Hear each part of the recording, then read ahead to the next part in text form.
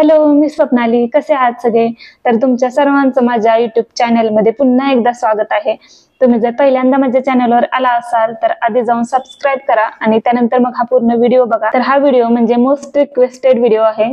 Instagram वरती मला DM मध्ये, कमेंट बॉक्स मध्ये खूप लोक विचारत होते की मी नॉन आयटी टू आयटी कसं स्विच केलं. तर तेच मी या व्हिडिओमध्ये आज तुम्हाला सांगणार आहे. आणि हो, मी आधीच्या एका व्हिडिओमध्ये माझं एज्युकेशन, फॅमिली बॅकग्राऊंड आणि मी फर्स्ट कंपनी कशी जॉईन केली ते पूर्ण सांगितलं होतं. तो व्हिडिओ जर तुम्ही बघितला नसेल तर वरती एक लिंक येईल, त्यावरती क्लिक करा आणि आधी तो पूर्ण व्हिडिओ बघा आणि मग तुम्ही हा व्हिडिओ बघू शकता. चला तर व्हिडिओला स्टार्ट करूया. तर माझी जी फर्स्ट कंपनी होती त्याच्यामध्ये मी नॉन आयटी मध्ये काम करत होते ऍज अ प्रोसेस असोसिएट. आणि तिथे माझा जो फर्स्ट प्रोजेक्ट होता तो मास्टर डेटा मॅनेजमेंटचा होता आणि एकदम इझी होता. काही जास्त डोकं वापरायची गरज नव्हती. बीपीएस वाल्यांना माहित असेल. टीम तर खूप छान होती, आमचं खूप छान बॉन्डिंग वगैरे झालं होतं. आणि त्यानंतर मग तो प्रोजेक्ट रॅम्प डाऊन झाल्यानंतर मी सेकंड प्रोजेक्ट जॉईन केला आणि तो प्रोजेक्ट होता ते नॉन आयटी आणि आयटीचं कॉम्बिनेशन होतं. आणि तिथं गेल्यानंतर मला दोन्ही ट्रेनिंग दिले होते, टेक्निकल आणि नॉन टेक्निकल पण. की कॉर्पोरेटमध्ये असतं की म्हणजे गरज पडली तर हे पण करता आलं पाहिजे, ते पण करता आलं पाहिजे, म्हणून मला दोन्ही ट्रेनिंग दिले होते. आणि तेव्हा मग मी बरंच काय शिकले टेक्निकल टीम सोबत. ट्रेनिंग झाल्यानंतर प्रॅक्टिकली काम सुद्धा केलं मी आयटी टीम सोबत आणि तेव्हा मग मला थोडंफार शिकायला मिळालं. पण जेवढं मला ट्रेनिंग मध्ये शिकवलं होतं तेवढंच येत होतं मला. बेसिक नॉलेज किंवा एक्स्ट्रा नॉलेज नव्हतं मला काही पण त्या गोष्टीचं. मग मी स्वतःच्याच इंटरेस्टसाठी एसक्यूएल शिकायला स्टार्ट केलं आणि थोडंसं एसक्यूएल शिकले होते मी. आणि मी एसक्यूएल माझ्या इंटरेस्टसाठी शिकत होते तेव्हा माझा काही स्विच करायचा प्लॅन नव्हता. पण थोड्या दिवसात असं झालं की मला वाटलं की स्विच करायचंय मला आता.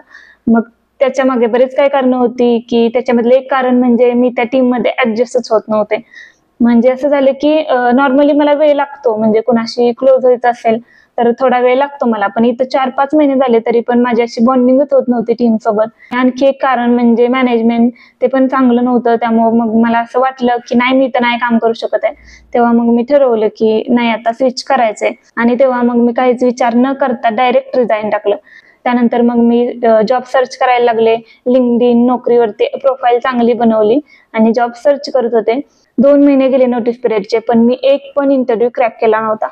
म्हणजे ते ह्याच्यामुळे, कारण की मी खूप काही चुका केल्या, म्हणजे रिझाईन टाकण्यापासून ते इंटरव्ह्यू देण्यापर्यंत खूप चुका केल्या मी. त्यामुळे कदाचित ते 2 महिने कुठंच मी इंटरव्ह्यू क्रॅक नाही केला. त्याच्यावरती पण मी एक सेपरेट व्हिडिओ बनवेन की मी काय काय चुका केल्या. आणि मग नोटीस पिरियडचा 3rd महिना चालू झाला आणि मला चिकनगुनिया झाला. आणि चिकनगुनियाचा काय त्रास असतो ना, तो ज्यांना झालाय त्यांनाच माहित आहे. नंतर मी ट्रीटमेंट वगैरे चालू होती इथे पुण्यात, पण मला काहीच इफेक्ट पडत नव्हता. पूर्ण 3रा महिना पण जवळजवळ अर्धा तासच गेला माझा, ट्रीटमेंट, हॉस्पिटल, इकडे तिकडे, आणि काय इफेक्ट तर काय पडत नव्हता. मग मी घरी गेले जरा ट्रीटमेंटसाठी. 1 आठवडा तिथे बघितलं, ट्रीटमेंट घेतली आणि गोळ्या खाल्ल्यापुरतच राहायचं, परत दुखायला लागायचे, म्हणजे जॉईंट्स वगैरे दुखतात. मग त्यानंतर लास्ट वीक राहिला होता फक्त नोटीस पिरियडचा. मग मी पुण्याला आले, सगळं क्लिअर केलं, लॅपटॉप जमा केला, सगळं काय असेल ते व्यवस्थित केलं.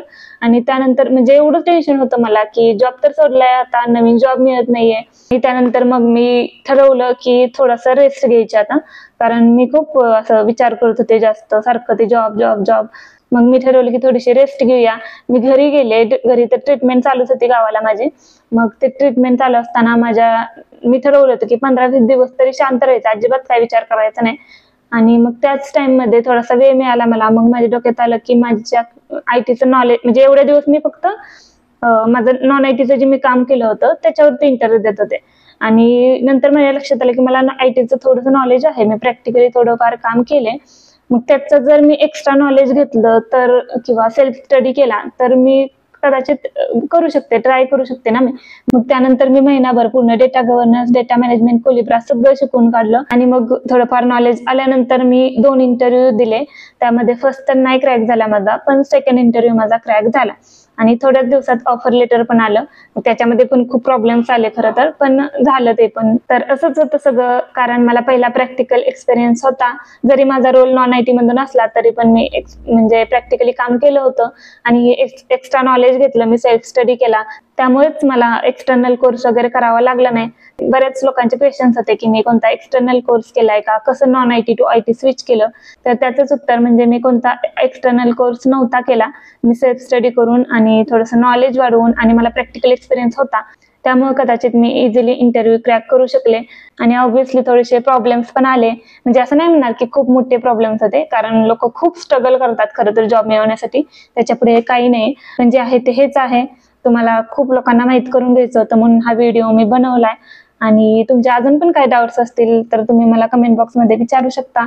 मी प्रयत्न करेन की मी नेक्स्ट व्हिडिओमध्ये त्यांचे आन्सर्स देईल. होप सो तुमच्या सगळ्या प्रश्नांची उत्तरं मिळाली असतील. चला तर भेटू पुढच्या व्लॉगमध्ये. Bye bye.